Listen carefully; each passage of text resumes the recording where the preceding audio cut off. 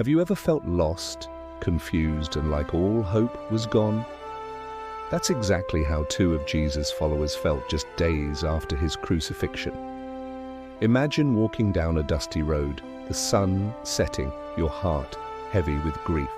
This is the road to a village called Emmaus, and our story begins here, with two disciples, Cleopas and his friend, discussing the devastating events that had just unfolded in Jerusalem.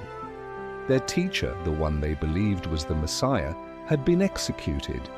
Rumors were flying around. Some women from their group had gone to his tomb early that morning, only to find it empty. Angels, they said, had appeared, claiming Jesus was alive. It was all too much to comprehend. Their hopes were shattered, and they were trying to make sense of the senseless. As they walked and talked, a stranger approached and fell into step with them. He asked what they were so earnestly discussing.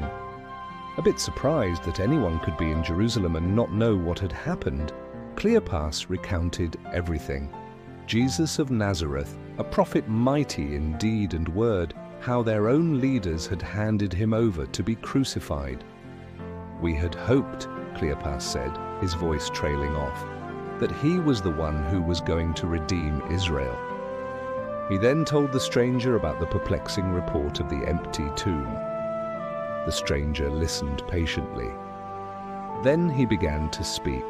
"How foolish you are," he said gently, "and how slow to believe all that the prophets have spoken. Did not the Messiah have to suffer these things and then enter his glory?" Starting with Moses and all the prophets, he explained to them what was said in all the scriptures concerning himself. As he spoke, something began to shift in their hearts. The confusion started to melt away, replaced by a strange warmth, a spark of understanding. It was as if the puzzle pieces of their faith were finally clicking into place. Their hearts, they would later say, were burning within them. As they neared Emmaus, the stranger made as if he were going further. But the disciples, captivated by his words and not wanting the conversation to end, urged him, "Stay with us, for it is nearly evening. The day is almost over." So he went in to stay with them. They sat down for a meal. The stranger took bread, gave thanks, broke it, and began to give it to them. In that simple, familiar action, something miraculous happened. It was like a veil was lifted from their eyes. They saw him. They knew him. It was Jesus. The risen Lord was there, at their table.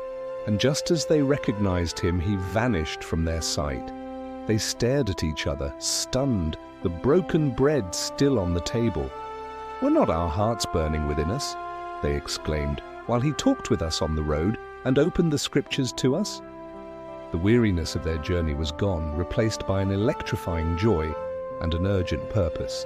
They didn't even finish their meal. They got up and rushed all the way back to Jerusalem, a 7-mile journey in the dark, to find the other apostles. Bursting in, they declared, "It is true, the Lord has risen," and told them everything that had happened on the road and how they had recognized Jesus when he broke the bread. This incredible encounter transformed their despair into unshakable faith, and they became powerful witnesses to the resurrection. Thanks for watching. If this story touched your heart, please give this video a like and subscribe to our channel for more inspiring content. See you next time.